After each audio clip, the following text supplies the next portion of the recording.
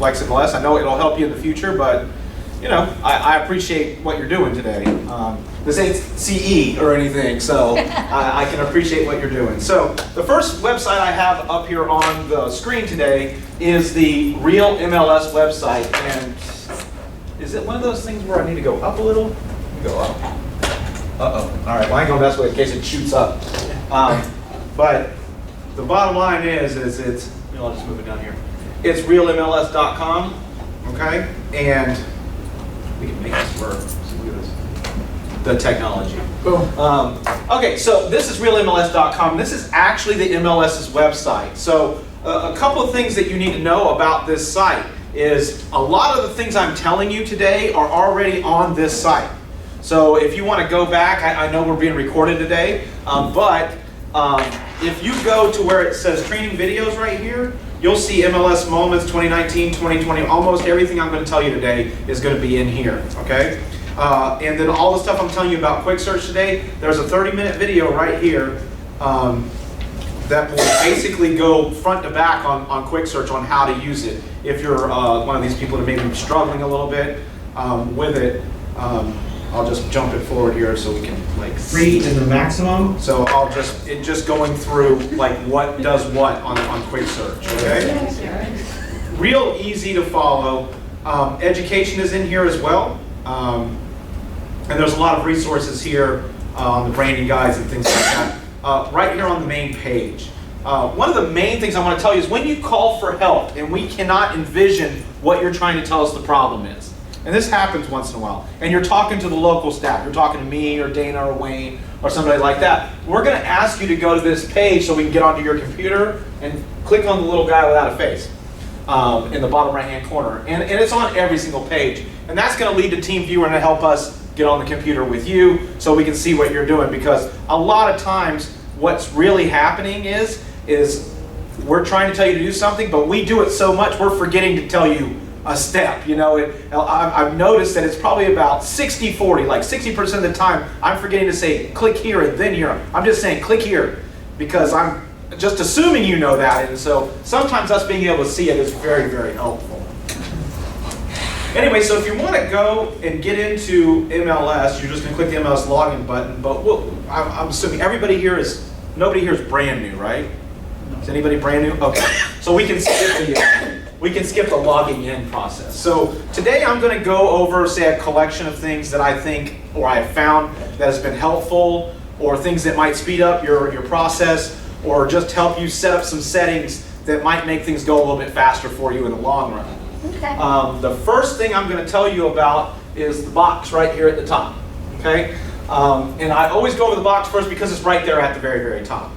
Aside from the fact that this Real MLS logo always brings you back to the home page, this is probably the most amazing thing that you can use on a regular basis to speed things along. So if you come in here and you go into search, for instance, okay, and let's say that I've got somebody that wants to find a property. So they want to find a 3-2 for $350,000, okay? So in order to do that, what I do is I come in here, I open this up, I go maximum 300 and say 60. Even though they said 350, I give it like 10,000 extra just in case, you know, because I want to be able to see properties that cost a little bit more. And then I scroll down, and then I scroll down here, I'll go all the way down where it's a maximum of 3 bedrooms and a maximum of 2 bedrooms. And so you can see that this has been a couple of steps, right? I've had to click on Quick Search, I've had to get to where I needed to be. So let me start over and just say, okay, so here I'm just logged in. I need somebody that wants $350,000 or less, and they want a 3-2. So instead of doing all that, I'm just going to come in here and type 3 bed, 2 bath. Oh, I got to actually click in the box. I was about to say. 3 bed, 2 bath, and then I just use that greater than or less than sign to make it less or more. And then again, 360, 1, 2, 3. And you can see here, as I'm typing it in, it's saying 2 bath, 3 bedrooms, 359,999, right? And then it says start a new search, residential, rental, or rental short term.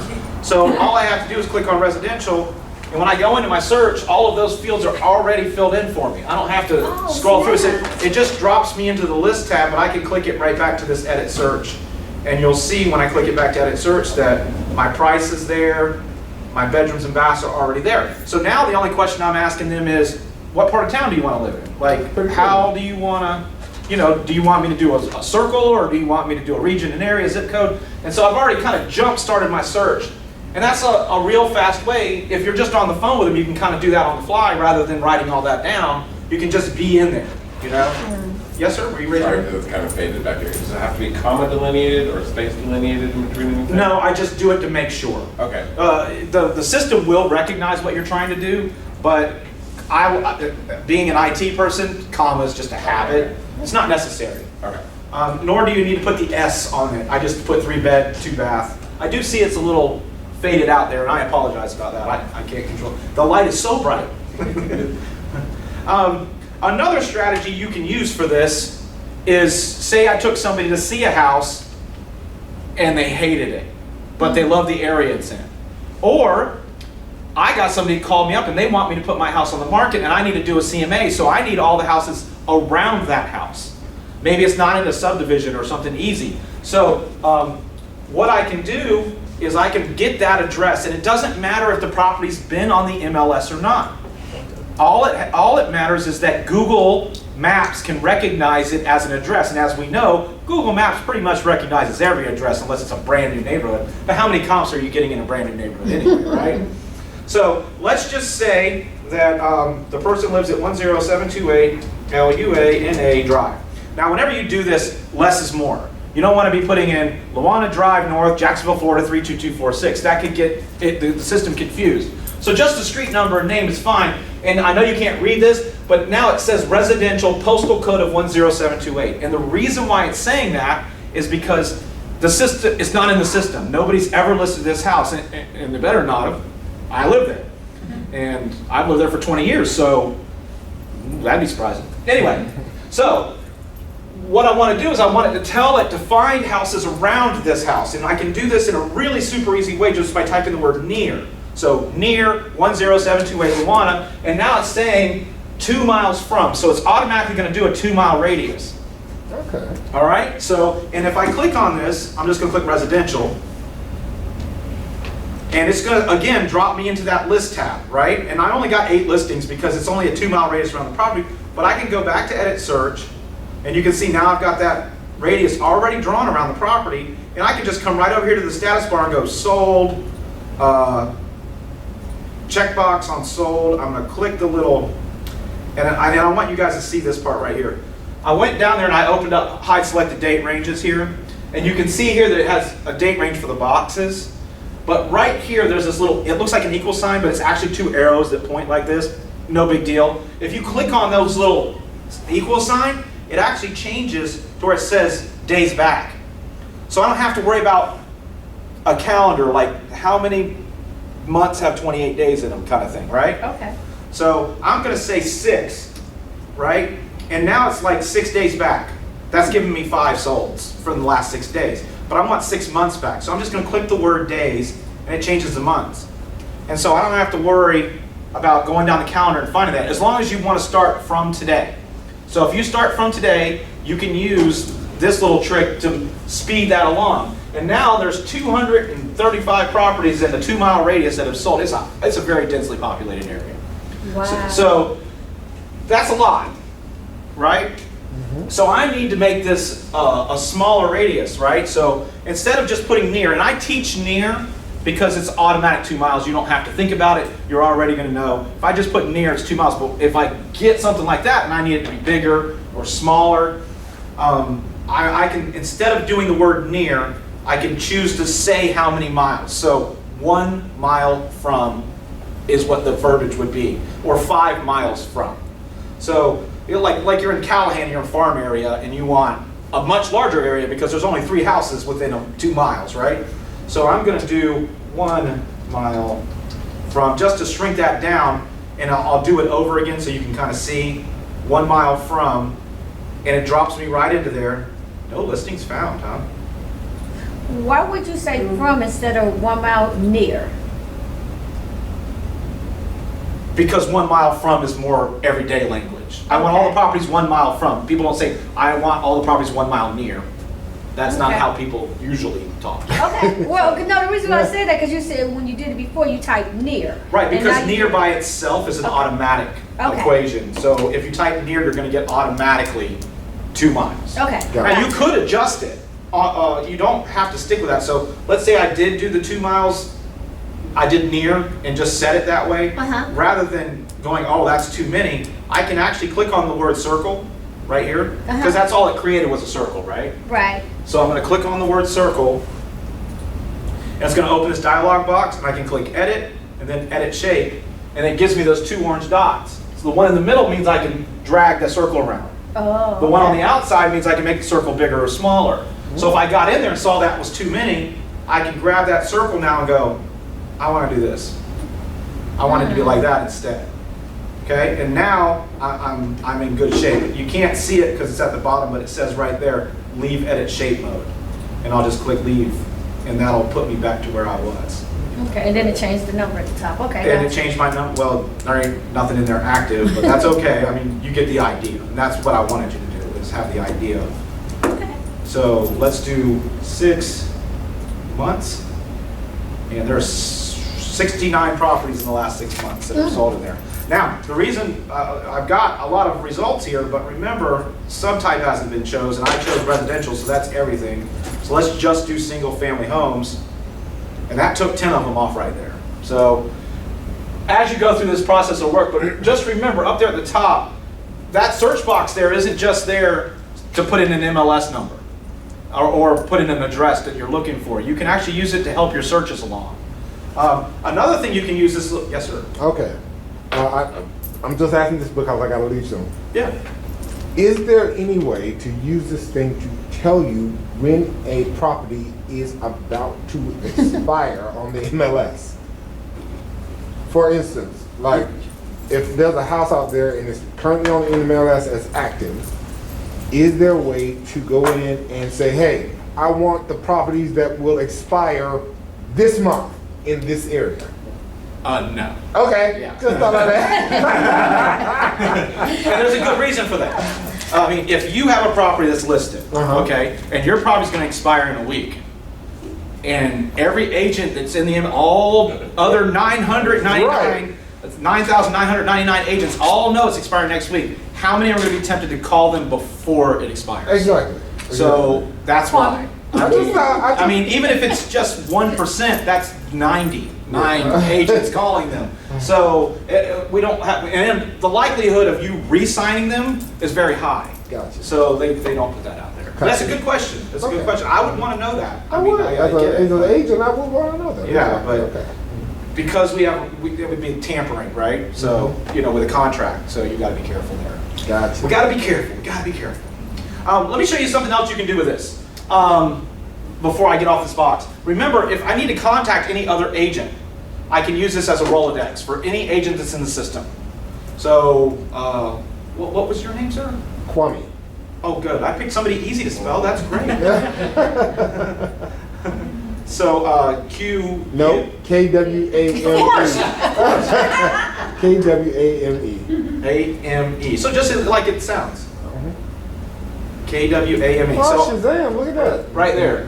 So you put that in the search. There's no other. Shockingly, On the planet. right here, it goes right there. Oh, shucks. Fabulous picture he's got here. And here's his phone number, email address. So if I need to get in touch with an agent and I don't know that agent, and it doesn't matter what brokerage they work for, just type their name in and you'll get it. Okay? Pretty good. Nice, fast way to do that. Otherwise, you would have had to go to member lookup, and that would have just been a process.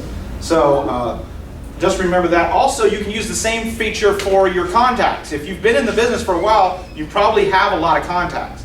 So going to contact management, see, I've only got 4 because I'm not an agent. But if you've got, say, 500 or 300, finding somebody's name in there can be a little bit of scrolling. Remember, you can just type their name. As you can see here, I've got an example family as one of my contacts here. So I'm just going to type in example.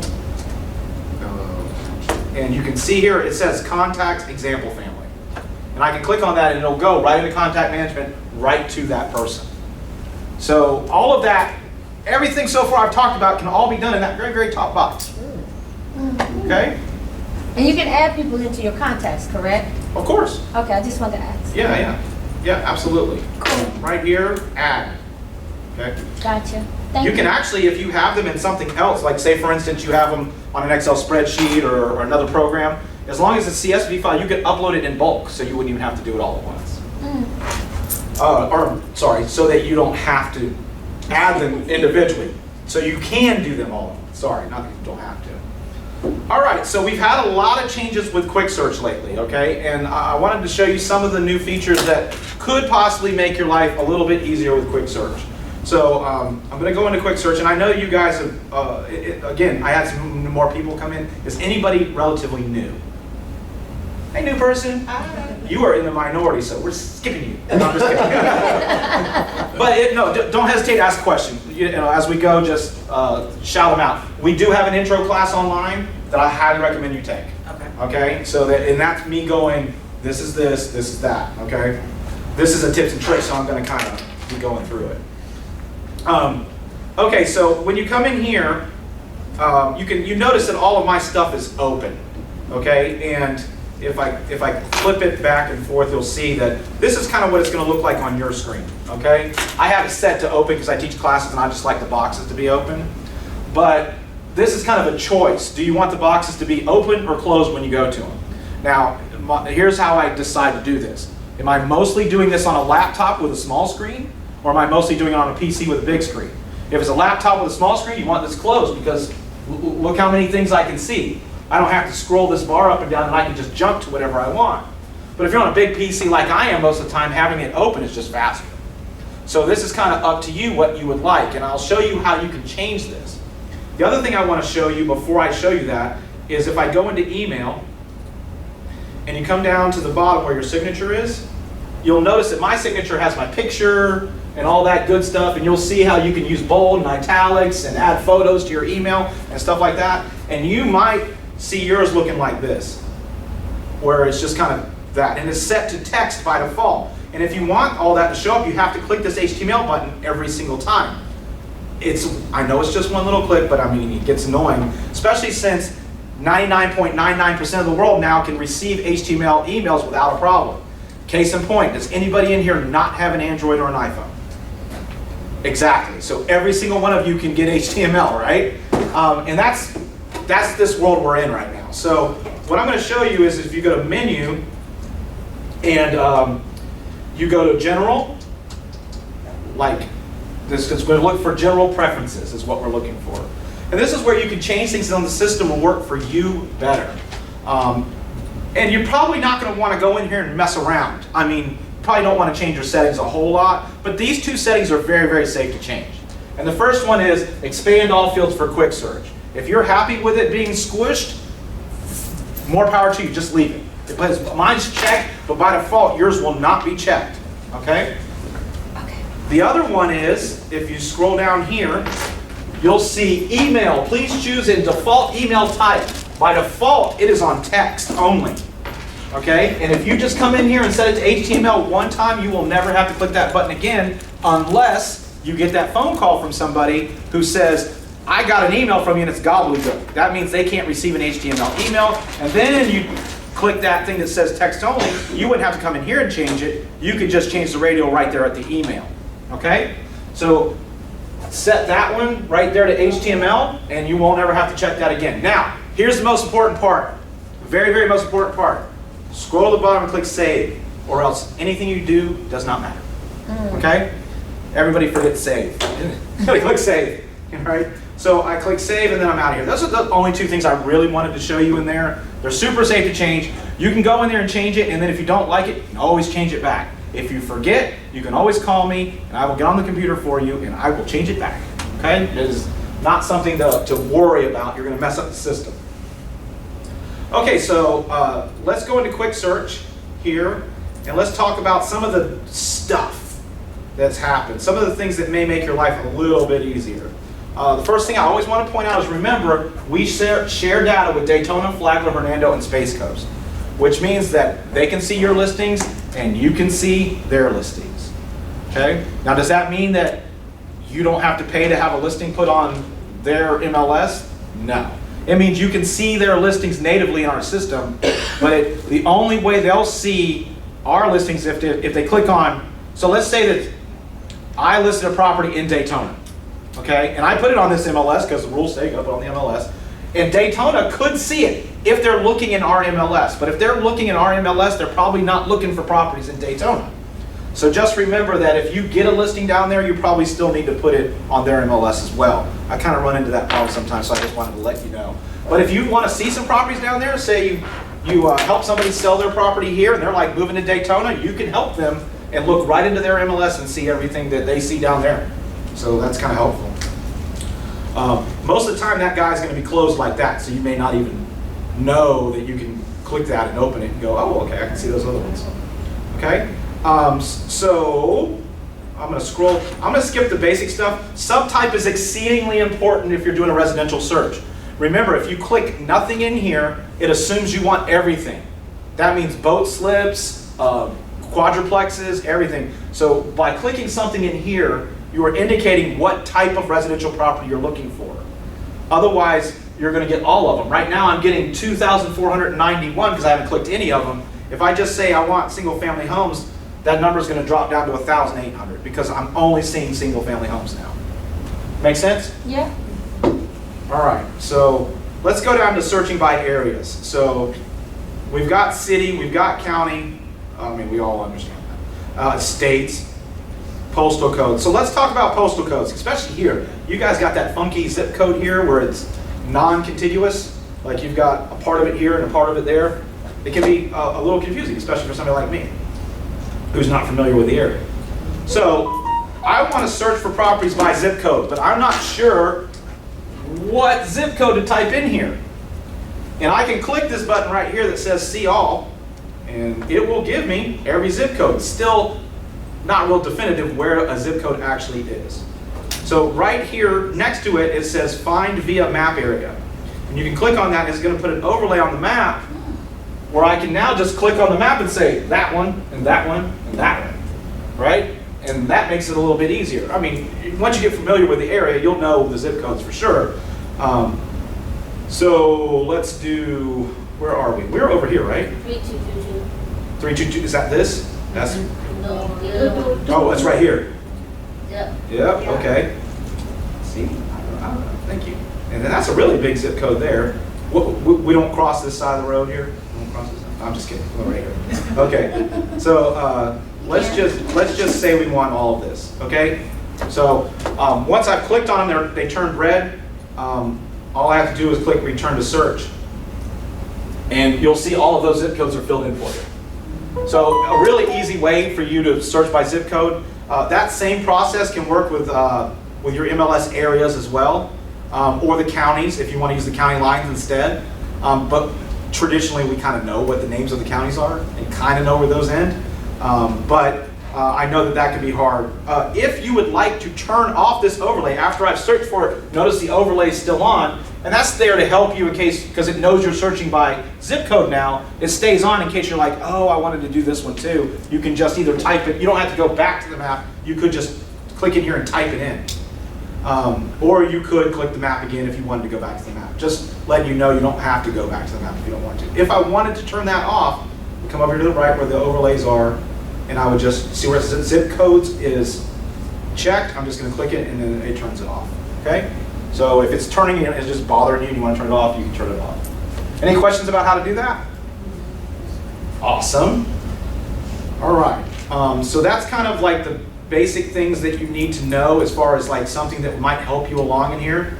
As far as quick search goes, I'm not going to beat you guys up on quick search. I know y'all have heard a ton about quick search. So let's just talk about some of the things that we can do with the map that you may not mess around with a lot. I don't Okay? like that map. Well, that's going to end today. Okay. Okay?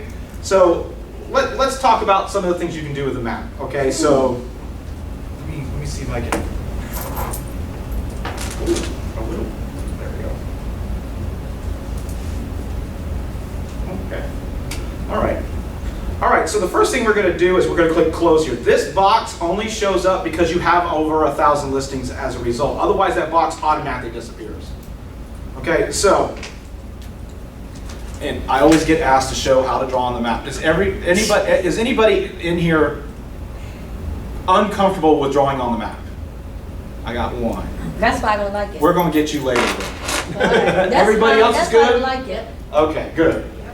Let's talk about some of the things that we can do otherwise. After this class, me and you, we're going to do the map. Okay? Okay, that's fine. All right. Thank you. So let me get in very close here. I want to show you something that you can find out about these properties. Well, here.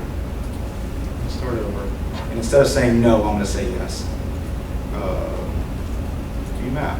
There. Now it's going to show me all of those properties. That's a lot, right? So let's get in here close to this property right here. So I'm in here and I can see this property, okay? There is a button on the map here, this blue button with an eye in it. If you hover the mouse over it, it will actually say Nosy Neighbor. So if I click on this, I won't be able to move the map anymore because it has to be on the hand to move the map. That's why I'm getting close to it beforehand. Now if I click on any property, it's going to show me the property lines and show me anything I want to know about that property, whether it's on the MLS or not. So I've got this active property right here. I'm going to click on it, and it's going to give me all of the lines around that property. And it's going to open up a window and say, here's the MLS number for that. Do you want to do a radius search around it? Here's the parcel number. You can go into RPR and look at it as well. So it even tells me the price, right? So I've got all of that. That property's on the MLS. This one's not. So I clicked on that one instead. So this is actually super helpful if the property's got an irregular property line, like this one seems to go like that a lot. If you're kind of interested in it's very, very helpful if you have a property that has river frontage or something like that, because this will automatically tell you what kind of frontage they have, right? Tell you the property line right along the river. And if it's more than like a bend, you just add those two numbers together, right? Because this tells me 306 feet. If that was the river right there, I would know they have 306 feet of river frontage, right? You could also get that information off the tax record, but you know, if you're in a hurry and you kind of want an idea, you know, then there you go. So that's kind of what this guy does right here, okay? And I know a lot of you guys don't know what that does, so I wanted to kind of bring that up to you. Here's another thing. Remember we did a radius search earlier with the near and the thing? If I want to put a pin in a property so I can search around that property, or I just want to annotate on the map, that's what that push pin is over here on the right-hand side for. So I can come over here and click on it, and I can put the address in of a property, so 10728 NA 32246. And I'll just click locate, and here it is, right? There's that property right there. I'll click use this location, and right here I can click on a radius search. I can see a view of the property from the street view, but it says right there 1 mile, 2 miles, 3 miles. Let's do 1 mile and just create that radius around it. And see, there it is right there. And so I can always pull that up. Yes? Question. When you just did that, if you clicked on homes that is sold within that period, would it tell you then? Yes. So I can go Okay. sold, and now there's 3,000 properties sold right Okay. there. So Awesome. because that's not sold from the beginning of time. So let's do 5 days. Apparently, Nothing. no, there's two. Oh, Two okay. in the last 5 days. So there you go. That's pretty neat. Right. So you can easily start getting comps really, really fast. And then, of course, there's the color wheel. And a lot of people don't know about the color wheel, so I'm going to show you what the color wheel does. That's that little thing right here in the bottom right-hand corner of the map. Right there. Okay? And this is to let you know about whatever you searched for. So let's just do a single, whoops, not every family search. Let's do a single family search that are active. We'll do active. And then let's get the numbers down to let's just do a zip code. So we don't have like a huge amount of properties that we're dealing with. Okay, so 42 properties. Okay, so right now, can anybody tell me what the price per square foot is on these properties? Exactly, right? So if I click on the color wheel, that's going to open that up. It says status on this legend. Now, if this is in the way, you can drag this around the map and put it somewhere else. So I'll just I'm trying to grab. There. Okay. In the drop down, it says MLS price per square foot. I can click on that, and now it's going to tell me these colors are going to go lighter to darker, but it's telling me $99 to $319. Now, I just did an entire zip code, so obviously. But let's just say I pulled up a legal subdivision and I did price per square foot. I would get a really quick idea of all the properties that are in there. Now, these are active properties, so I probably would do sold for a certain amount of time. So to help me with a CMA, this could help me kind of ballpark, if you will, a price per square foot relatively quickly without me having to go and do a lot of math. It's just going to say every property in here, this was the price of square foot, and just kind of give you the range. Invariably, if you have water in there, you'll notice all the dark ones will be along the wall, like that. What were some of the other drop downs? The other one, well, this is just status and MLS, and they're not really going to show you anything. They're just going to be green. The status would change color based on what status the property's in. So if it's incoming soon, or if it's sold, or in case you're looking at, like right there, I have just active properties, but let me add control. Let me add some pending and coming soon, and see if there's any in there. And see, I get multiple colors now. The other one just keeps everything green, right? And then price, and so this will give me all the prices of these properties in their ranges. So this light colored one here is in between this price and that price. So I'm not sure how helpful that is. You need it to be kind of a smaller area for that to be helpful. I've found that this price per square foot is exceedingly helpful though. Especially when I'm trying to kind of get an idea of what kind of price per square foot I'm looking for a given area, because I may not be familiar with that subdivision. I'm not the knower of all, right? So, but it's one of those little features that are down here in the bottom right-hand corner, and nobody ever clicks on it. So I always like to point at it and say, "Hey, that does do something," just in case, right? Any questions about that? Is that helpful at all? Yes. Oh, okay. Excellent droning, thank you. I love positive feedback. Oh, I got it. Oh, is it open? Okay. Sorry. Come on in. Okay, so other things that may help you out along the way. Listing a property. We have forms and info here. So if you go to forms and info, and then you go to input sheets, real estate. I mean, we all know the listing agreement and all that stuff's here, right? And addendums. But your listing input sheet is right here. And what this does is this gives me every single question it's going to ask me when I go to add a listing to the MLS. So I can print this out and take this with me to the property, which is not super helpful on this first page, although it's easy to fill in.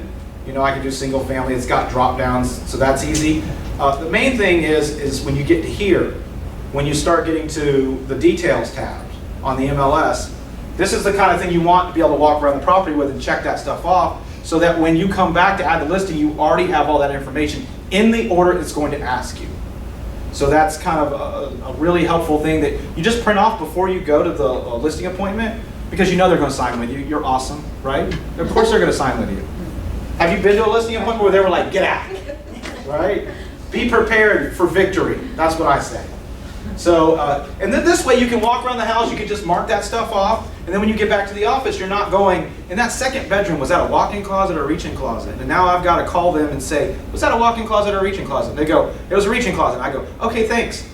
In the kitchen, was that a walk-in pantry, or was that, because now I'm getting confused where I already have it marked out.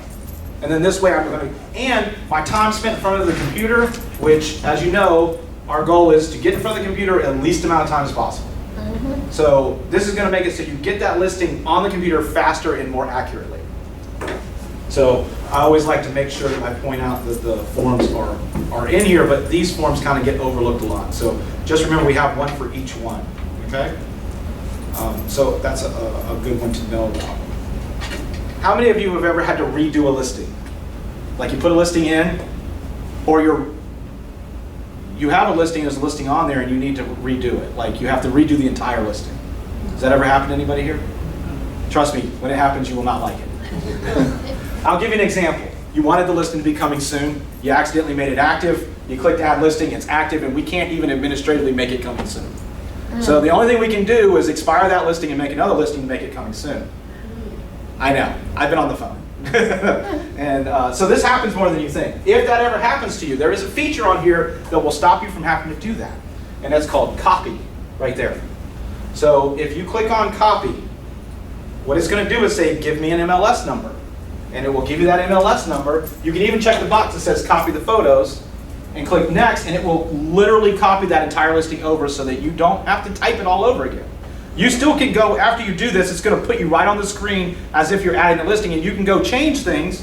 So like say it was an older listing, say you listed the property 3 years ago and you're relisting it.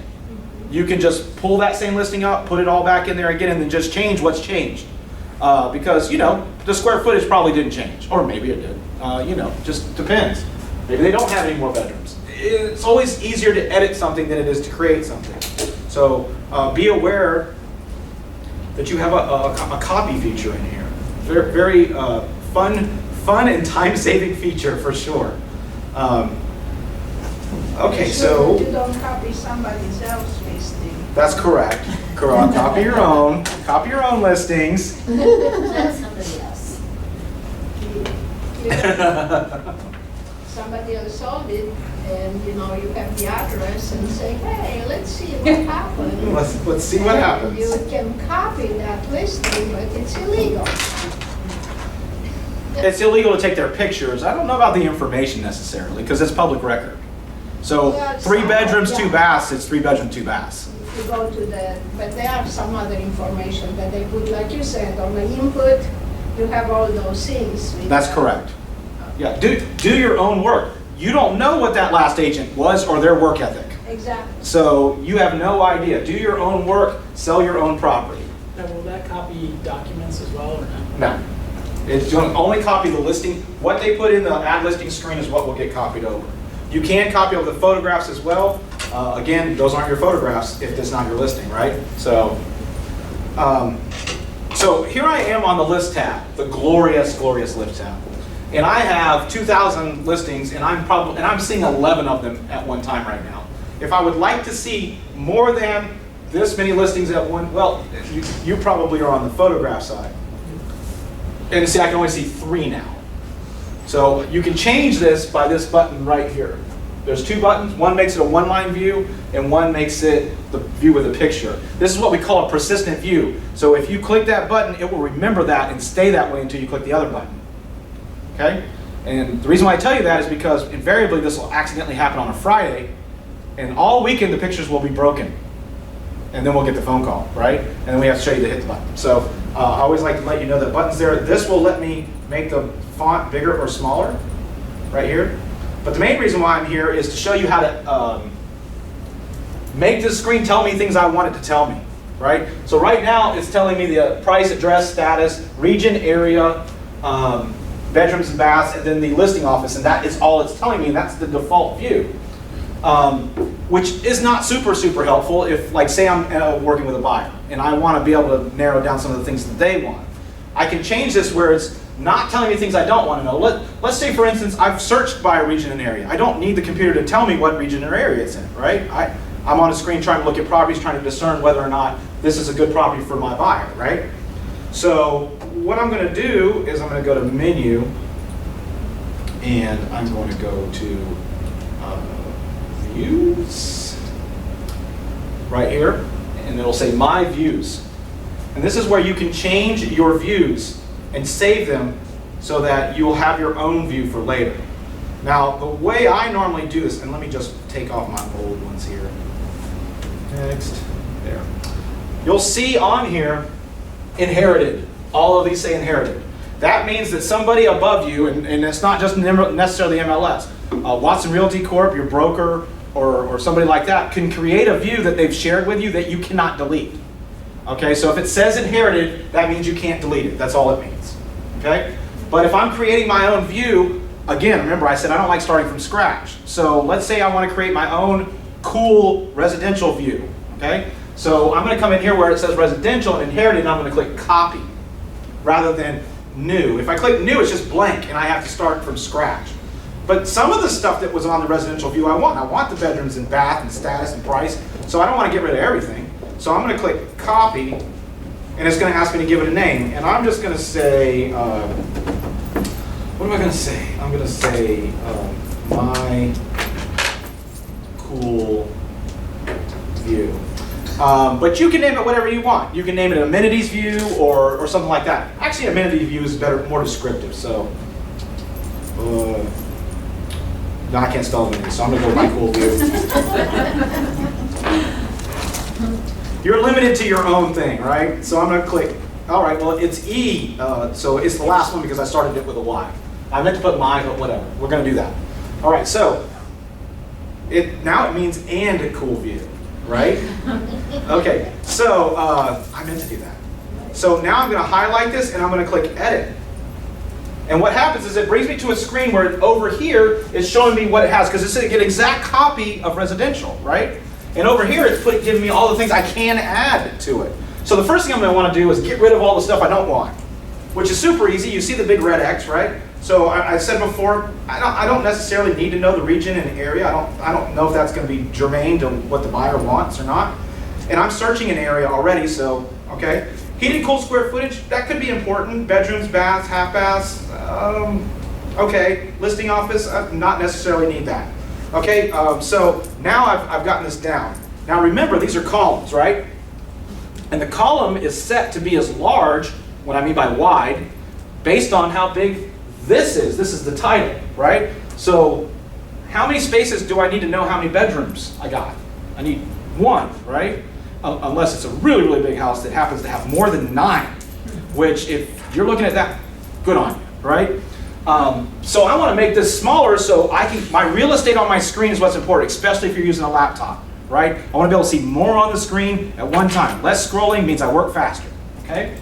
So I'm going to click on bedroom, and now I can change this to bed. I still want to know what it means, right? So I'm going to click done, bathroom, and I'll just, since the other one says half, I'll just say baths, right? And then done, and I'm just going to go H baths, because that'll be good, right? And that's making my column smaller, so I can get more on the screen at one time. Heated and cooled square footage, that's a lot. I'm just going to remove the approximate part, and I'll just leave the rest. Still made it a little bit smaller, okay? So now I've just created more space on the screen, and now I can add what I want. So what are things that I think people ask me the most? And this is going to be different for each and every one of you. Maybe you focus on rehab homes. Maybe you focus on riverfront homes, so you need the dock stuff to show up. Or if you deal in condos a lot, maybe they ask about parking a lot, or things like that. This will be different for each one of your businesses. So in my case, let's pretend that the people always ask me about pools. So I'm going to add the entire category of pool and hot tub. Now I could have clicked anything that was in there, but instead I clicked a header, which gave me, so if they added the listing and checked any box with anything in that pool or hot tub, it's going to show up on my fields. And let's do another big one. Let's do parking. Always seems to be a fave, right? So now anything that they marked in the parking field, okay? If you do in rural areas, maybe you want to put septic tank in here, or anything that you get asked all the time and you just want to know that from the jump, that that's there or not there. Anyway, so I've added those two. I'm happy with that, okay? So what I'm going to do now is I'm just going to go over here and click Save. And that's it. That's all you have to do for this, okay? I've created a view, okay? So the next time I go in here and I go to the List tab, it's still going to be on that residential view because that's the default, right? And I'm going to click this drop down and you will see my E-Cool view, right? And I'm just going to click on that now. And you can see here, I've got my bedrooms, baths, my heated and cooled square footage, my price and everything, but now I've got my parking and my pool features. See, it says no pool, no pool. And it's got a lot of space so I can put stuff in there. So if I get to a property that does have a lot, I can see all of it easily. That's kind of the reason why I went to the trouble of shrinking these fields down. So I would have room if they wrote something big in here, like this property that has car spaces and garage and street parking and covered parking. They checked everything in that field, it seemed like, but you get the idea, right?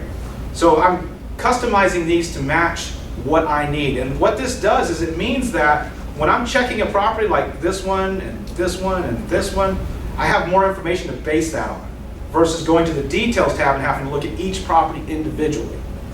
Okay? And hopefully you can at least maybe rule out a property before you have to go in there. Like this immediately doesn't have what they want. I don't have to worry about it. Yes, ma'am.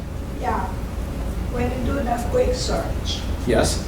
and you go to your preferences and you start to pick the items that you need, Yes. the pool, the waterfront, whatever, that will be transferred to your listing that you send to your customer. What you're saying that listing will not show all this, I mean, they will have these conditions, but they will not show on the view all these details. No, this is for you. Just for. This is just for you to determine what listings to send to your customers. Okay. Like if they say they want to live in a specific subdivision, but they only want an in-ground pool that has a hot tub. You can put that into criteria, or you can just pull up every property Exactly. and Okay. you know, it just depends on how you want to go about it.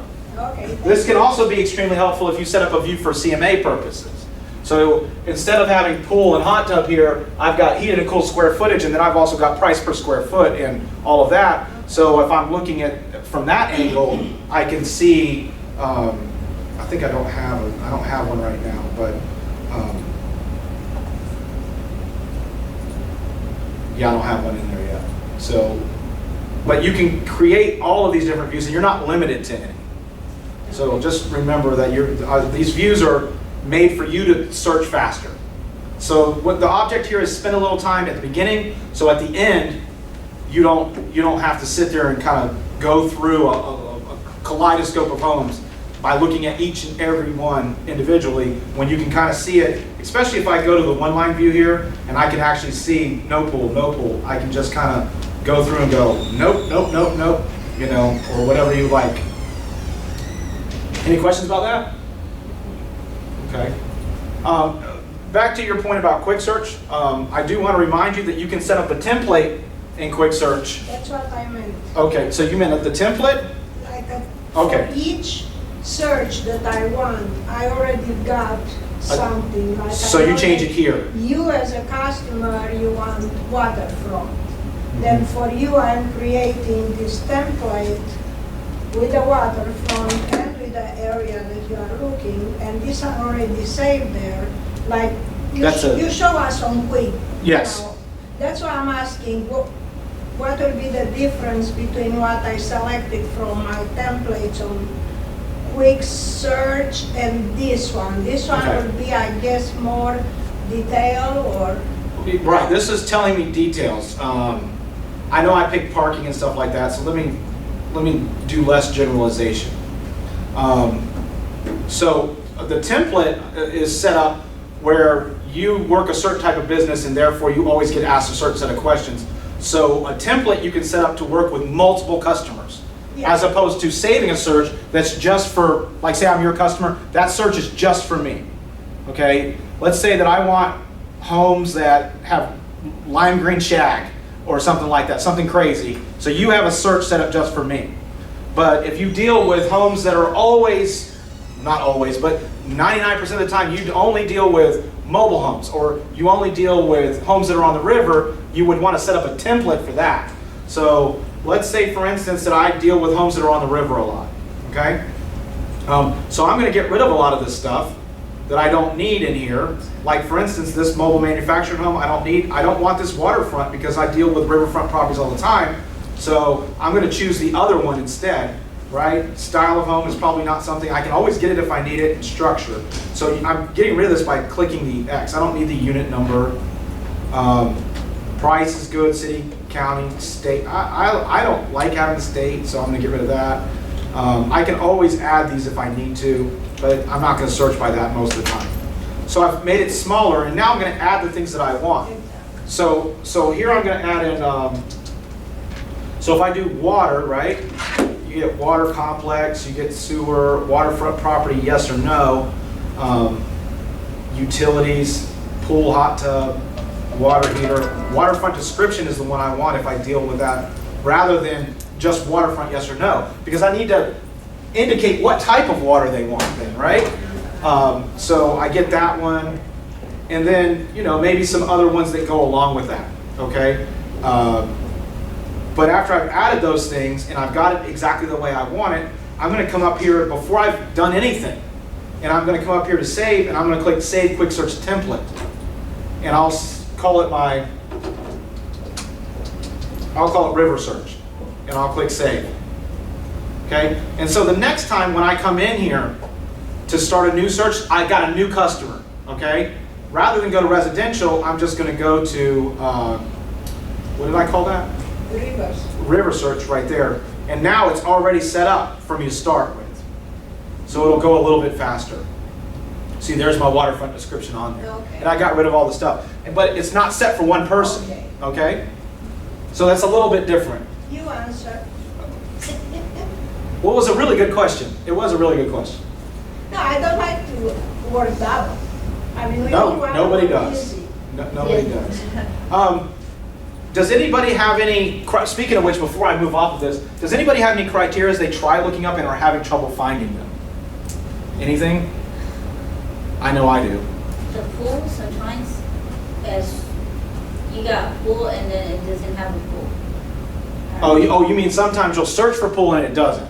Yeah. Whenever you see that, please mark that as a violation and send it to us. And we will reach out and touch that with you. Now, they're not going to get fined or anything. We're just going to send them an email going, this doesn't have a pool. Yes. Please change it. And they'll change it. Okay. Because 10,000 of you and 3 of us. So if you guys see one of those mistakes, we want our data to be the most accurate possible. That's why we have all these rules that status changes have to be done within 24 hours and things like that. So if you do see something, now I'm talking about like you go in here to find something and you can't find it. I'll give you an example. HOA. I'm looking for HOA fees.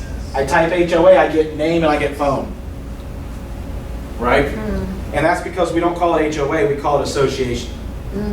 But if you type fee instead, it's easier to remember. Because people say HOA fee, and if you type in fee, you'll see more results come up.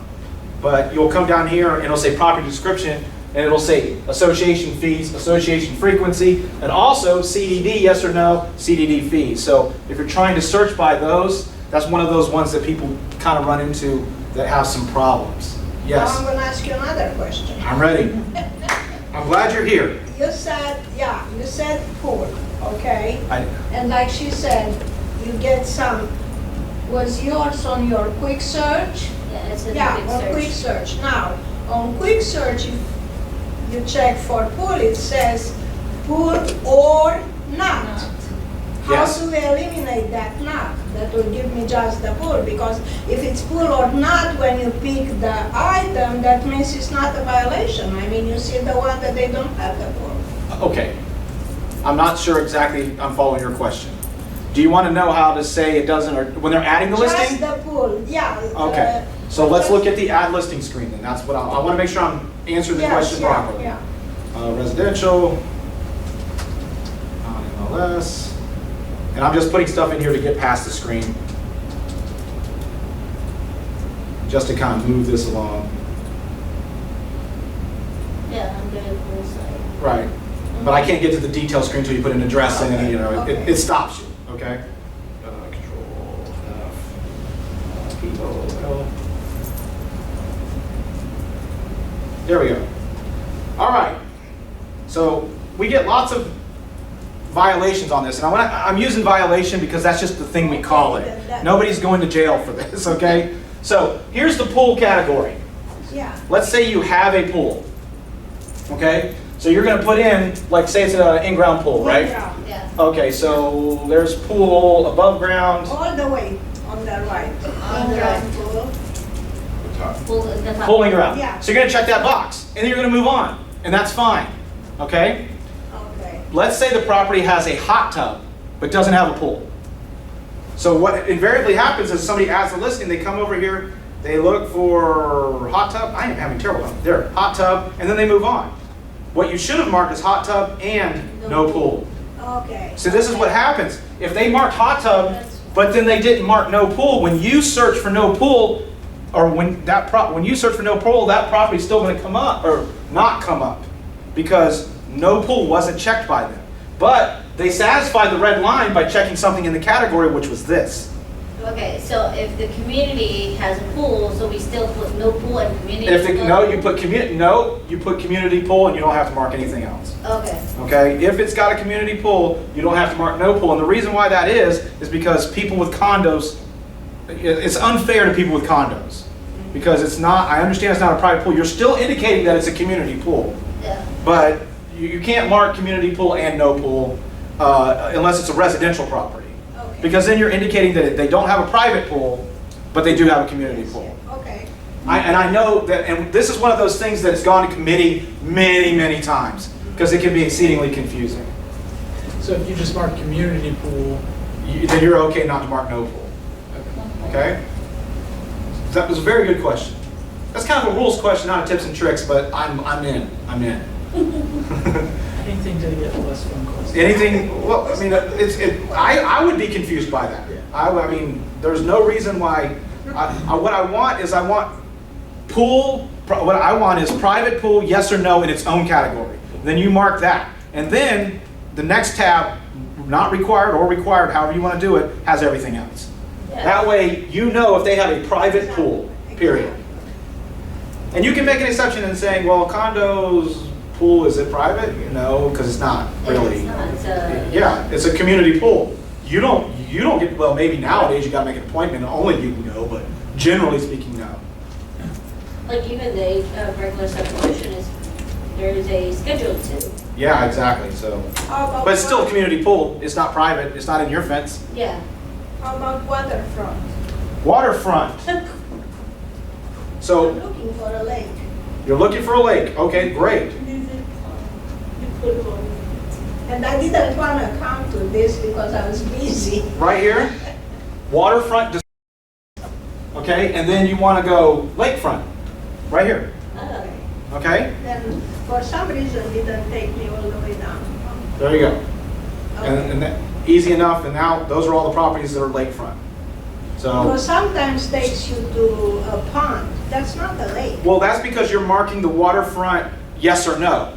And if you just say yes, then it's going to be yes to anything that's considered legally waterfront, which is a man-made pond, a canal that is got water in it one day a year. I mean, because the tax record says a canal runs through there. And so technically, it's been dry for 30 years, but the county recognizes that as a canal. So, or a creek. Creek's my favorite. Oh, yes. Creek. This is creek. Yeah, creek is. Yeah, Oh, creek. that's right. I mean, it could be creek, could be, or it could be, so you got to be careful with that too, but Okay. I get it. Here's a good one that you guys may not know about that I like to use a lot is remarks. Yes. Okay? So if you've never used this before, this allows you to search the public or private remarks of every agent if you're looking for something that cannot be found otherwise. So I'm going to click on public remarks. I'm going to uncheck lakefront so we get all of our listings again. Okay, and I have this line right here. So now I can search for every property in the MLS for a specific word that they write. And if you guys know real estate agents, y'all use the same verbiage a lot. But sometimes there's no way to mark that something is something or has something because it's not in one of the, there's no checkbox for it. Fixer upper. That's one example I always use. So I can come in here and type fixer, and it's going to search all of the public remarks in the MLS for the 7 listings that have somewhere in the public remarks the word fixer. See, I use that word because that's what the common vernacular is. That's not what real estate agents say. No, TLC. TLC is what real estate agents say. So TLC, 44. and there's 44 listings that have TLC in there. Now, does that mean each one of those is a fixer-upper? No. It could mean the shed needs TLC. They could have wrote that in the public remarks. But it certainly narrows it down from 2,400 and something, right? So it's helpful. I would do both, right? Because the ones that say fixer are definitely fixer-uppers, right? And then the TLC ones. So you can use this. How about, here's another one.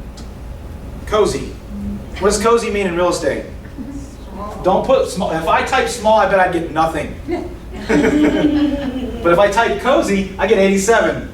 So there's a lot of ways to use this that could be helpful for you. And I just want you to know it's there.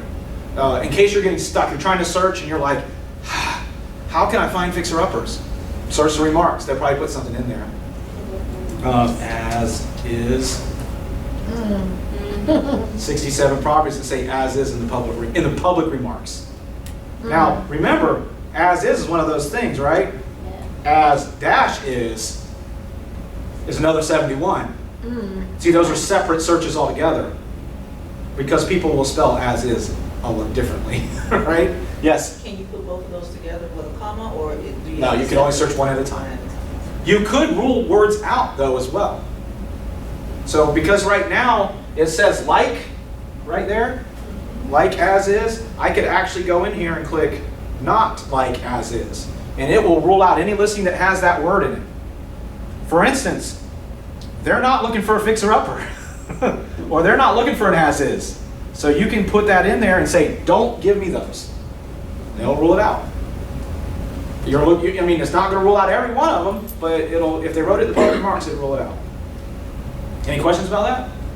Good. Fantastic. It's because I'm so clear, right? Yes. I'm crystal clear, that's why. That's what it is. Concise. That's what I work on, concise. Let's, do you guys know a lot about MMT? Okay. Let's just give you like the 5-minute sales pitch on MMT so that you kind of have an idea of things that you can do in MMT. When you go into MMT, this is what it's going to look like. And don't get me wrong, you literally can't do real estate without tax record information, right? I mean, I've lived in my house 20 years. Ask me what my parcel ID number is. I don't know. I've never needed it, right? So you're going to need to come in here and find information. So there's a super easy way to find people's properties in here, and that's go to property owners, which is the very top one in the second column, and then just go down where the address is, or you can put their name in, or you can click show hide or advanced options, and you can just put the parcel ID number in if you happen to have that. Although that's the least likely piece of information you are to have. Make sure if you're using their name to search by, that you do it last name first, because it's a government entity and they always do last name first.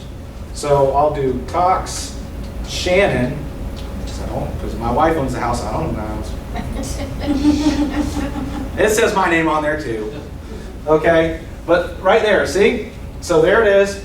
I can pull this up and I can get all of that information, and look, where is my part? There's my number right there. One of these days I should commit it to memory. I should be like 16280 blah blah blah blah blah, whatever. That's never going to come in handy. But you can see all of the basic information about my property, all of the deeds, all of that, and then all of this information, 3-2, all of that good jazz, right? And that's a full report. And all I did was put my name in. I didn't put an address in or anything like that. So if you know their first and last name, you can do this. But you can also do it with broken information. So let's do the same thing again. Let's say I know it's Cox. No, even better. I know it's Jeremy. I wasn't even first on the deed. I mean, I'm Jeremy and. I'm sorry, I'm Shannon and, right? Because that's how I've been told things need to be. So, but I do know that they live on Luana somewhere, right? I don't know the street number. There's Luana Drive, so I'm going to click on Luana Drive. So I've got just a first name and just a street, which is over here. And I click search, and I get nothing.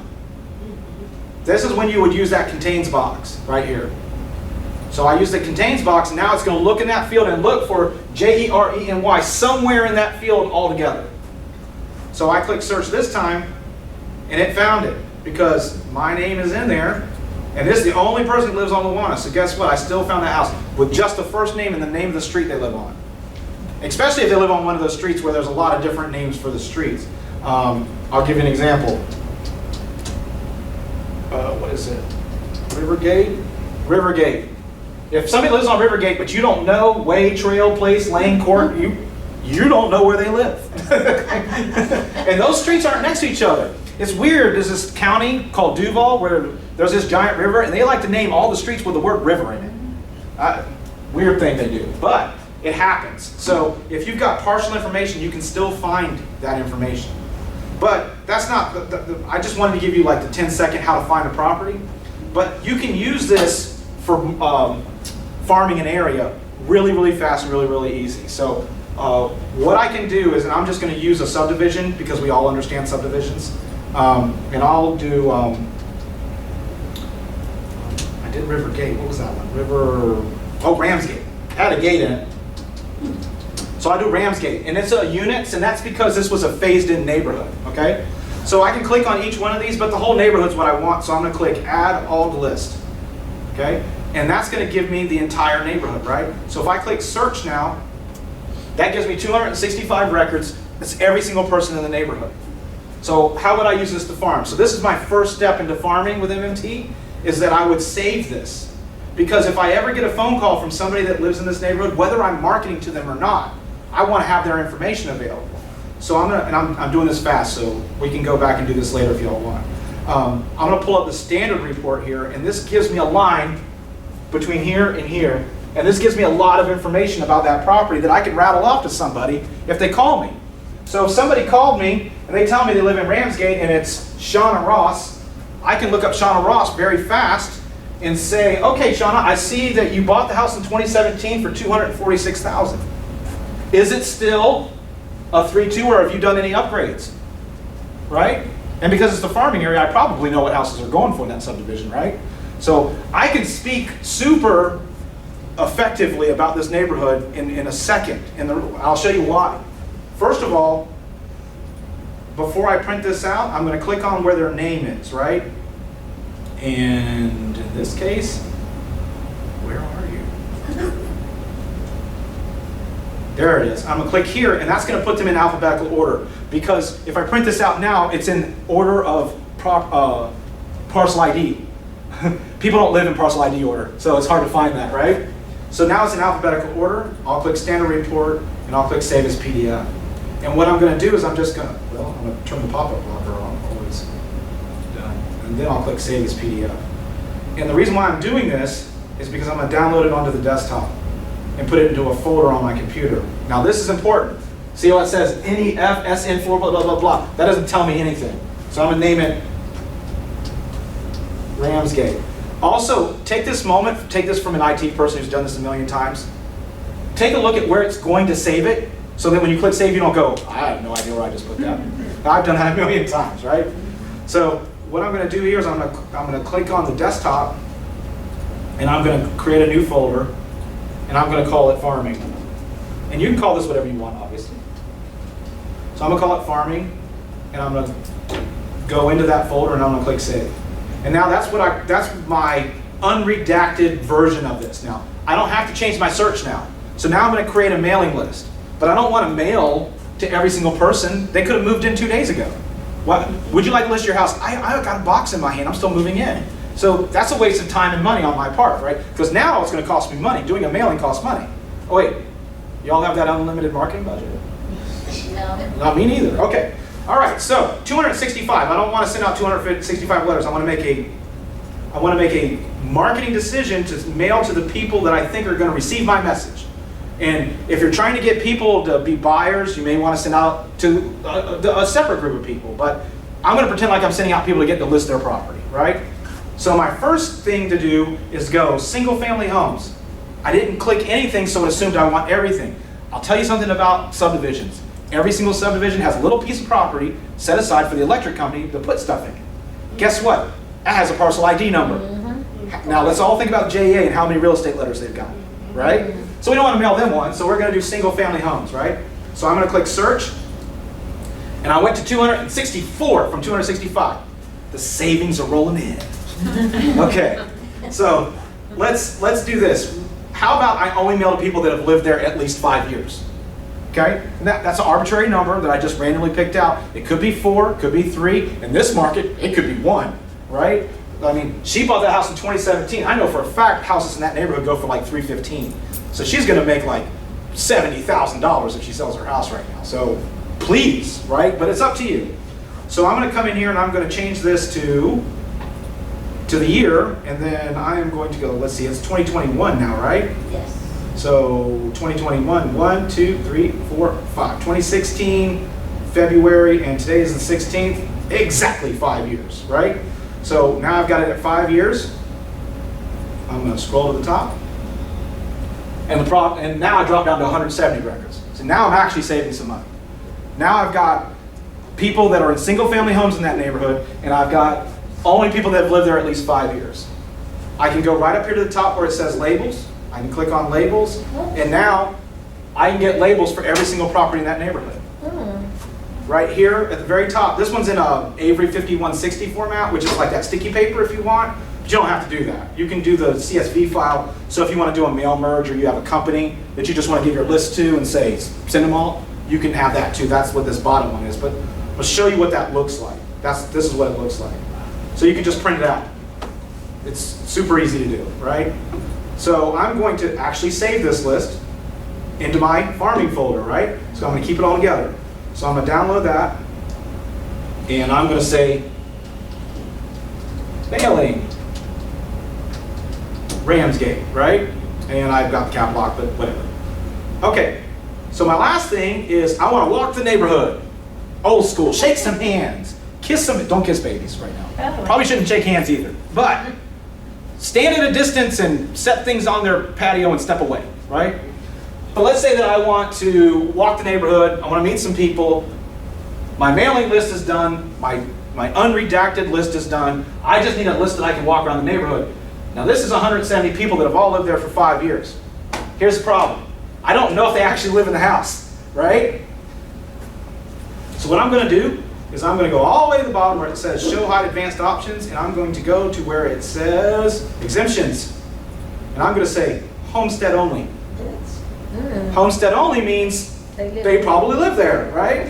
Now, let's say that I want to knock on the non-homestead. Maybe I want to knock on their doors and say, stop renting. Please, come buy a property. You know, I can get you into a house in this neighborhood that'll cost you less than rent right now. You got your own sales pitch, right? So, but I'm going to do this one. So I'm going to click search, and this dropped me to 154. That's still a lot of doors to knock on, but nevertheless, I've got a list now. Now here's the problem. People don't live in alphabetical order. And I want to be able to walk around the neighborhood.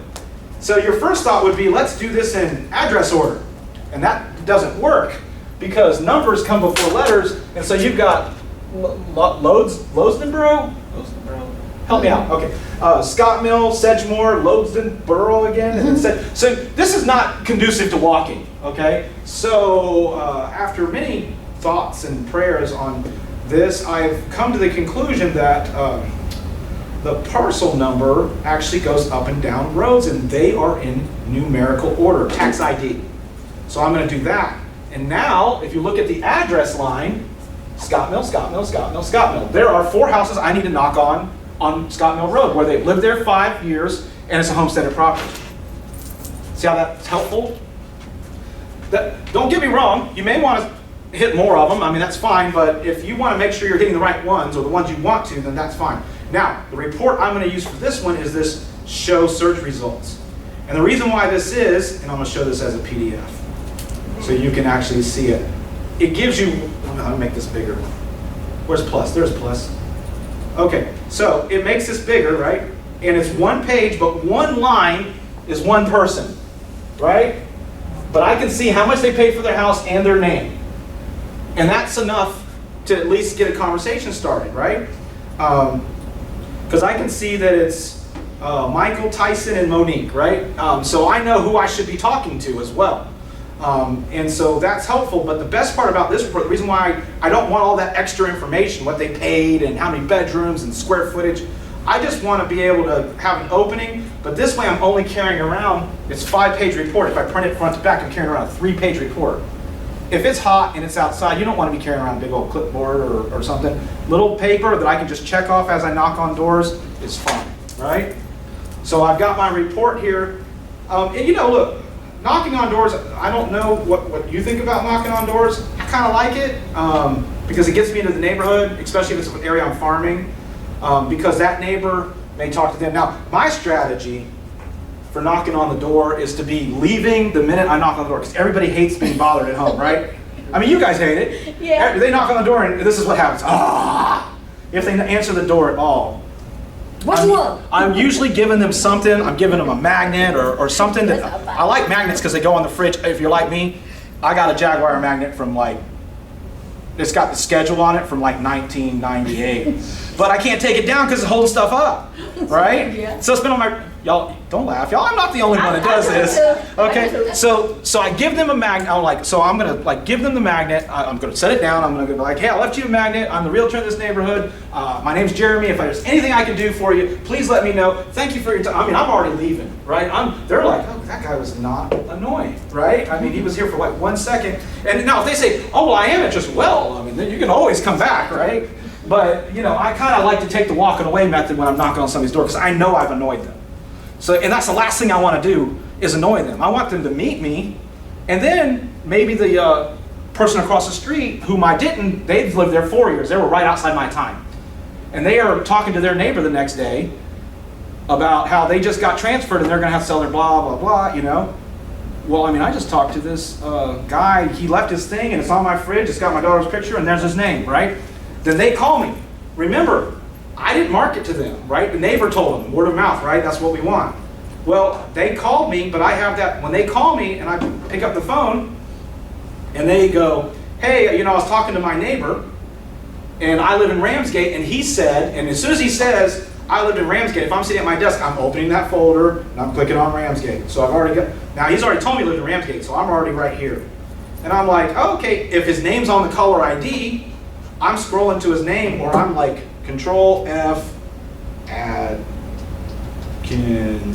and I'm like, there's Adkins right there. Okay, let me make that a little bit bigger, right?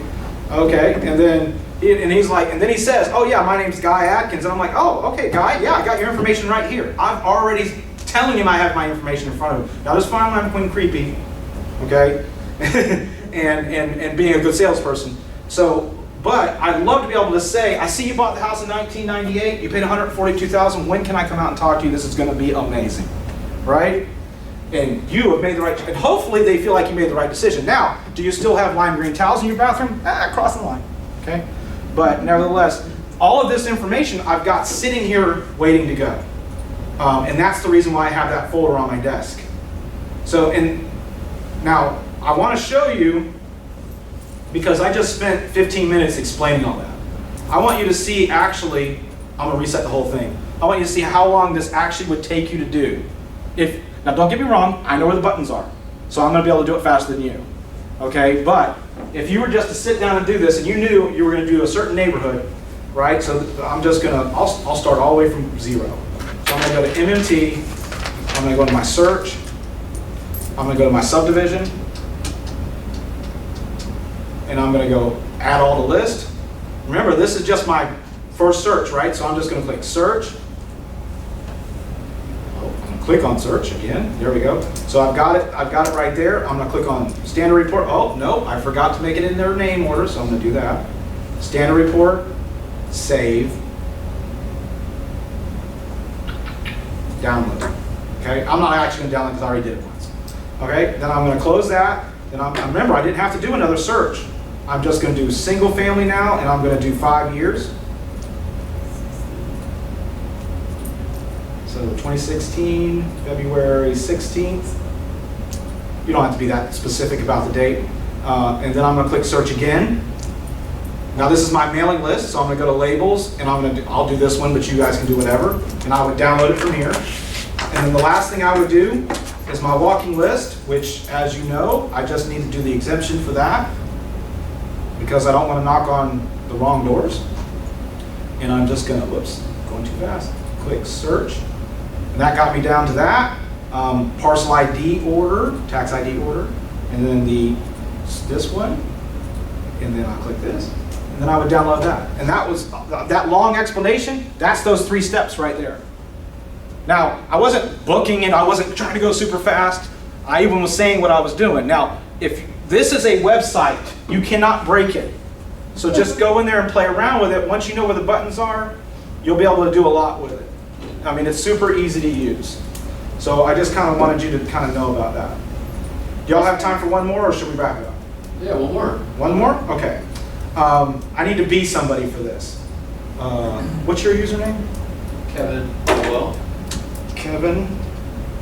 N-O-E-L. N-O-E-L. Oh, probably not all caps though, huh? No.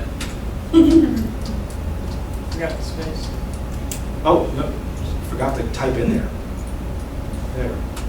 What? What's happening? Okay.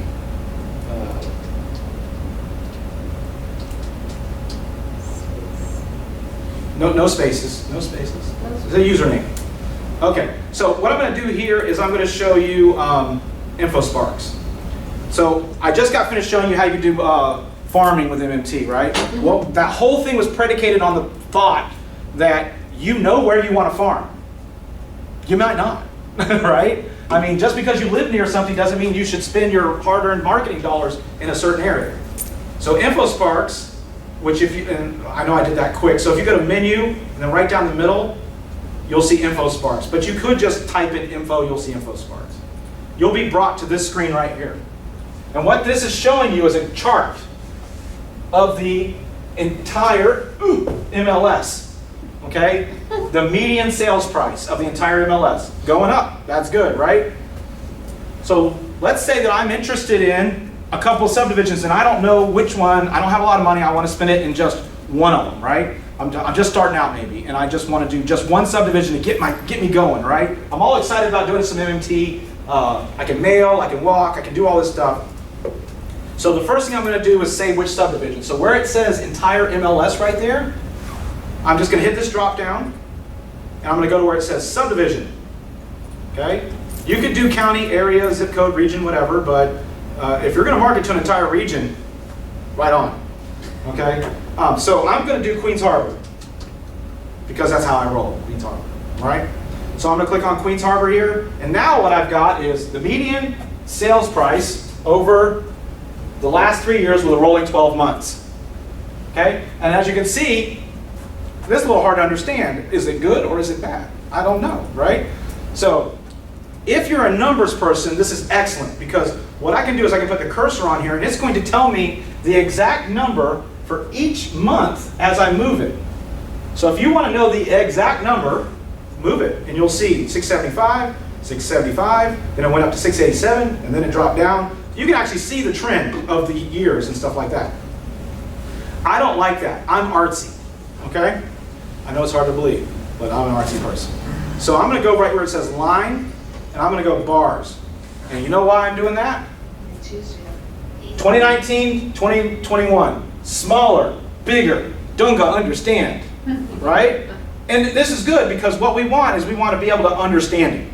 And this is easy to understand. I know that it went up 10% and then it went up another 4.9% each year. This is a good indicator that this neighborhood is going up, right? Median sales price, not the average sales price.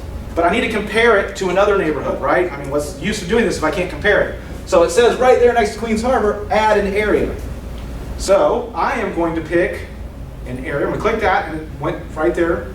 And I'm going to pick another subdivision, and it's going to be Jack's Golf and Country Club, right? Queens Harbor, they're kind of in the site. And you can see it automatically says, here's the median sales price for Jack's Golf, which is blue, and Queens Harbor, which is red. See how easy that was? Don't got to be an IT professional to do that. Okay? So I can see now that this is a bigger number than this. But each one of these down here is a different chart. So I can see how many new listings each neighborhood had. Notice that Jack's Golf, a lot more new listings though. Less price point, more listings, right? Homes for sale, pending sales, a lot more pending sales, closed sales, days on market. So traditionally I can see that Queens Harbor has more days on market, but right now they're kind of tied. Now, don't get, this is February, so you know, remember, this is February. But, you know, if I was taking my bets, I'm thinking over the year, this number's not going to go too high, and this number at some point is going to go up, right? So even though we are looking at a $200,000 difference in homes here. So I'm doing apples to oranges, just so you know. But I was trying to illustrate my point. My point is the sales aren't everything. The sales are good, but you know, turnover counts. So look at some of these other charts and see, you know, how it's looking. Is the monthly supply good? You know, whatever you want to see here. once you put that name in, it's going to just do it for you automatically. You just come in here, you say what you want, and it'll give it to you. It just takes our data and just makes it into a nice, easy chart for you. So let's say that I decided I wanted to use Jack's Golf and Country Club. So that's the one I've decided to use. And I like this one because it's still, even though it went down, it still went up 9%. So even over the last 3 years, it's still more. Now, what was missing from my marketing from MMT? I got walking, I got mailing, I got my list. I don't have anything for social media. Nothing. We should probably do something on social media these days. I'm just saying, right? Have you guys ever heard of this website called Facebook? It's never going to catch on, you know.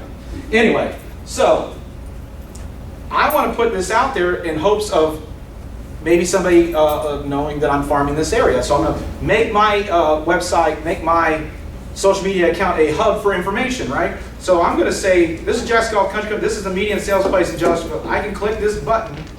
Share. If only there was a button that would let me share this out on social media, right? So I'm going to click share, and then you've got static, social media, or email. They're already checked for you. Now, I will tell you, from my marketing standpoint, and I am not the marketing genius, but I will tell you this, on social media, you have the choice of live or static, always use the static. And the reason why that is because I'm putting the number out for February, okay? And next month is not February anymore. So I want to be able to put another chart out. If I choose live, next month when I put this chart out, if they scroll through my post, those charts are going to be exactly the same because it automatically updates if it's live, which you don't want, right? Because I don't want people thinking I'm putting the same information out every month. Because if they didn't look last month, it'll look like that. So static means it takes a snapshot of today and leaves it, and the next month your chart will be different if you do it again. And I love having a free post once a month at least, right? So I've got static, I've got social media. I'm going to click on share, and it's going to give me this link. And all I have to do is copy that. Is anybody okay with copy and paste? This is a safe place, you can say so. Yes. Okay. And then I'm going to go, and the only reason why I'm using Facebook is because that's the one everybody knows. So I'm going to log into Facebook here.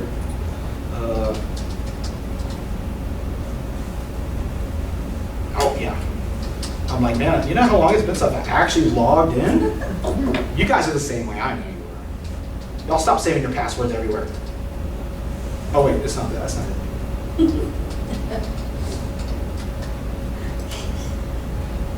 Yeah, I have the same problems y'all have.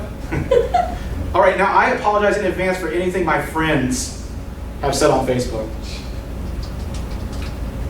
It's all good. Because you don't know when you open this what it's going to be like. It makes us human. Right, okay, do not save my password. I know you guys will do this. Friends don't do it to friends. Okay, oh, not my story. I'm not going to a story. I'm going to my page. So here I am at my page, right? This is my picture that I have right here, view my profile picture. Wow. Stay off my lawn. All right.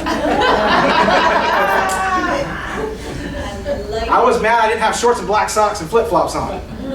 All right, so here I am. I'm going to create a post. I'm just going to go right-click, and I'm just going to paste that. And what I'm going to wait for is for this to show up. There it is. It showed up. So what I don't need now is I don't need this, that big long thing in there. What I do need is a call to action. So what I'm going to put in here is want to know about your neighborhood, question mark, comment below. And the reason why I'm putting this in here is one, I'm trying to say, I want your comments. Two, if you don't live in Queens Harbor, which, let's face it, most of us don't, or Jack's Navy Golf Country Club, again, most of us don't, I give them a reason to comment below because I can still get their neighborhood. All you have to do is just tell me what subdivision you're in. And I'm going to click post, and that's what it's going to look like on the screen. And I like that because it has it right there. Median sales price for Jack's Golf Country Club. What happens if they click on it? It says Kevin Knoll, it says Watson Realty, it has his phone number and his email address. You got some free advertisement there. That's Oh, right. yeah. Let's say that somebody did say, don't hate It's Facebook. I've been on it for a minute. I'm surprised I'm not already in an argument. Okay, so don't hate. What's the neighborhood out here? Eagle Landing. Eagle Landing. Eagle Landing. Don't hate Eagle Landing. I see that. I open up InfoSparks. I go right up here. I go to subdivision, and I type in Eagle Landing subdivision. Now I've got it. I go to share, and I just take that link, and I go copy, and then I go back to my Facebook page, and I go reply. And I paste that in there, right? Press enter. It takes a minute, but it'll show up. There it goes. See? So I've got it, and then I'll reply again with, I should have waited till it came in, but you know, if I can help you, call someone else. No, I'm just kidding. You wouldn't say that. Yeah. But, you know, or you can put something like the aggressive marketing approach, like, call me, I know where you live. You know, something like that. Whatever you want. But again, this gives them exactly what they were asking for. And it took no time to go in there and do that and give that to them. And that's, I actually had that happen for real in a class once where I was doing the class, and I actually had one of my friends chime in, and he was like, oh yeah, I live in, I was like, and everybody in the class was like, oh. I was like, that's never gonna happen again. I gotta turn this off before my friends start commenting for real. Where is my delete post at? Scroll down. Oh, there it is. Move to trash? Mm-hmm. This is new. All right, well, I'm in. Okay, anyway, so you guys get the idea. And log out, because I know friends don't do it to friends, but still. All right, so super easy way to get a free social media post or to get some conversation activity going. You don't have to do a subdivision. You can do whatever you want. Because I know out here, a lot of things are collections of subdivisions, right? Yes. Like Oakleaf is a collection of subdivisions, right? So remember, over here where it says my area, you can come in here and you can just draw an area.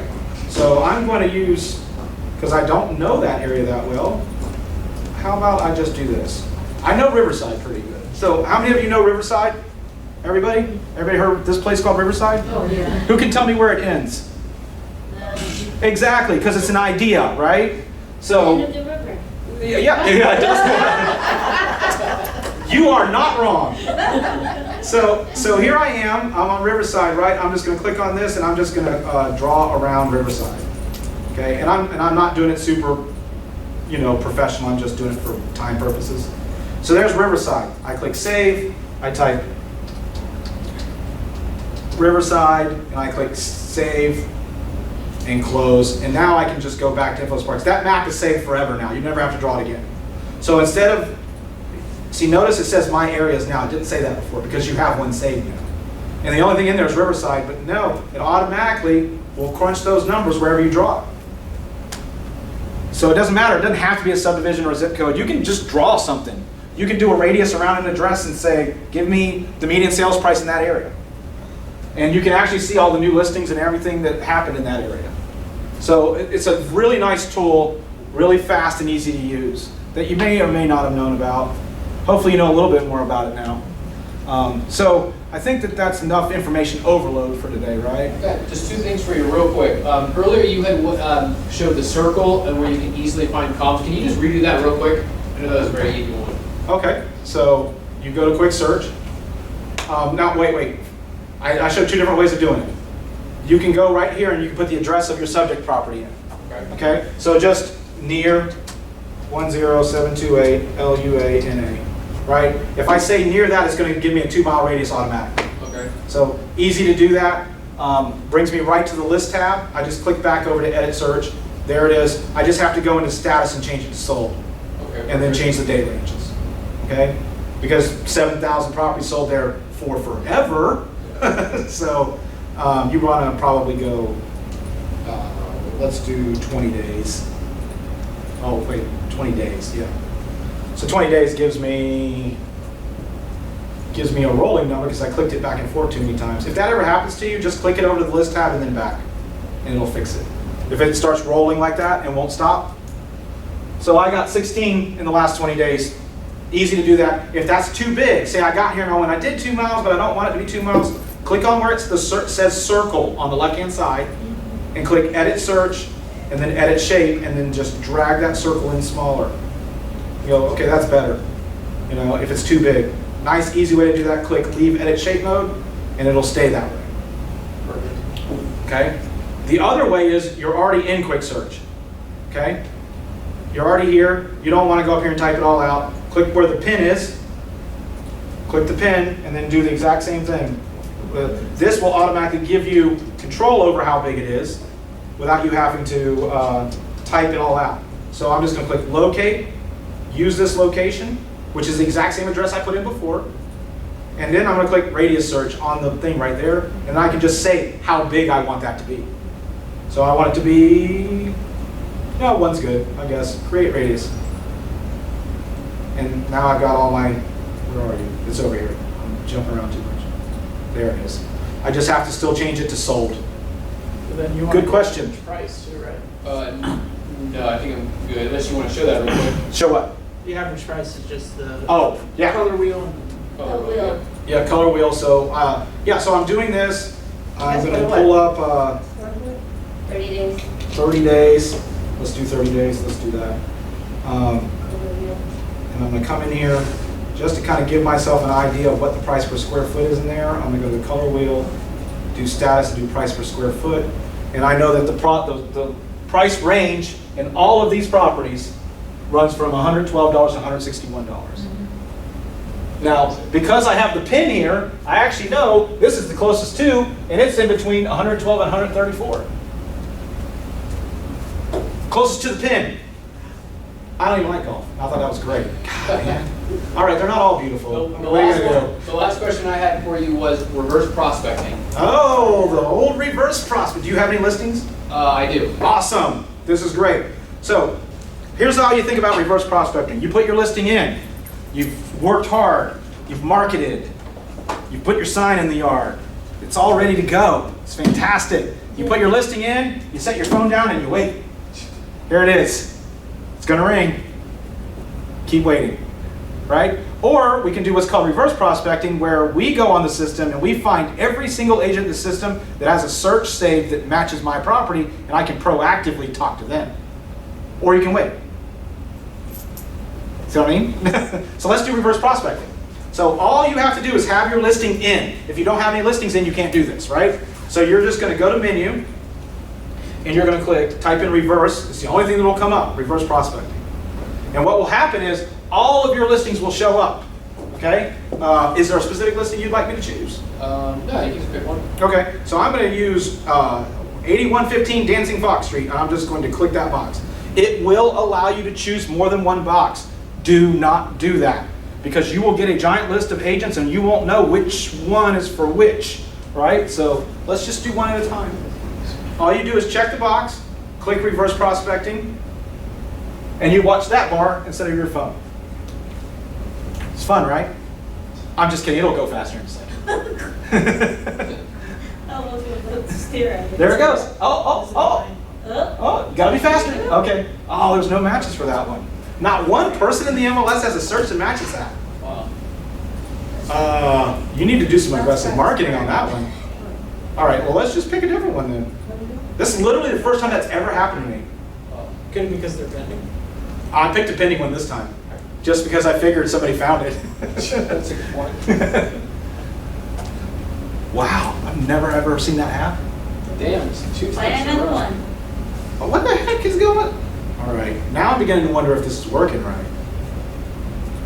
Do the river place, go up real quick. That active, or it doesn't matter. Hold on, I'm sorry. I'm just resetting it because, like I said, I've never seen that happen. I wonder if it's broken right now. All right, River Place, you said? Boulevard one, yeah, try that one.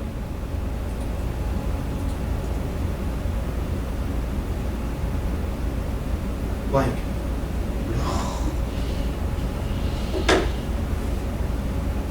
Anybody got cards or? Okay, there we go. All right, so what happens here is you get the name of the agent, you get the office that they work for, you get their email and their phone number. Even more conveniently, you can just print it out. So you can just hit print and just print it out. So super easy to do. Now, here's the thing you have to know about reverse prospecting. How many of you knew about reverse prospecting until just right now? None of y'all. Y'all all knew about it already? Oh, I didn't know about it. I didn't know. You didn't know. So a bunch of you didn't know. What's going to happen is you're going to call somebody and go, I have a listing. You have a customer. Let's make magic, right? They're going to say, I've been in real estate for 30 years and I have 5,000 contacts. Who is it? And you're going to go, well, I don't know. And they're going to go, well, I don't either. Okay? So you have to be able to show them, because now you're tech support. Okay? So what you have to know here is, so let's just say I called Mark Chestnut here. And Mark says, I've been in real estate for 30 years and I blah, blah, blah. So you say, Mark, I need your help. I need you to go onto the system because the system won't tell me who your contacts are. It's a privacy issue. I don't want you to know who my contacts are either, right? So what I need you to do is I need you to go on the system and put in this MLS number, which is this one right here, 107-9434. 107-9430. Somebody remember that, okay? And then I'm going to duplicate this. So Mark's being a good sport and he's going on there. So I see in the top box, type in 107-9434.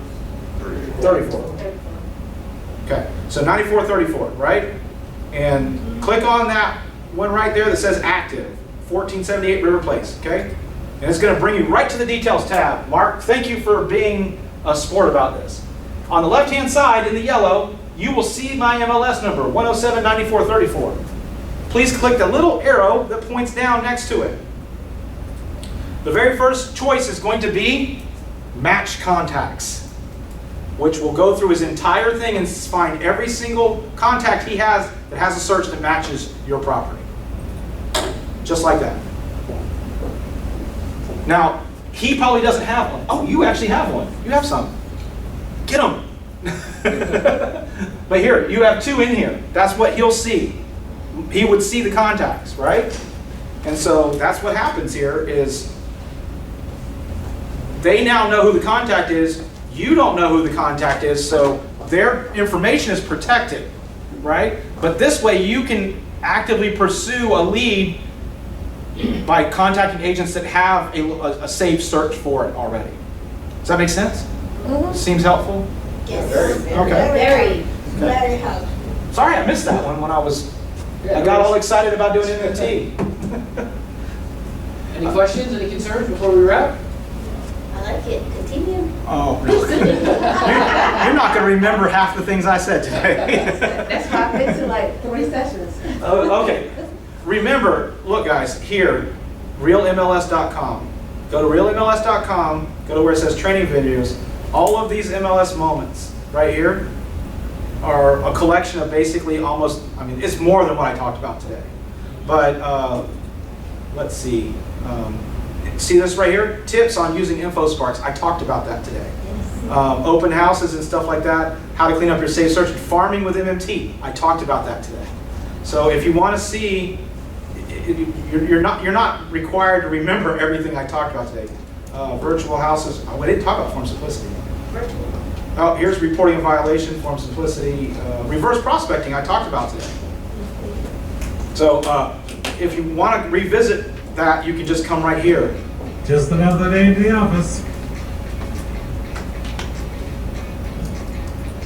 We tend to do stupid things. Some kind of contacts. We had the whole reverse thing because it was reverse prospecting. I know it's silly, but you know, we do silly things.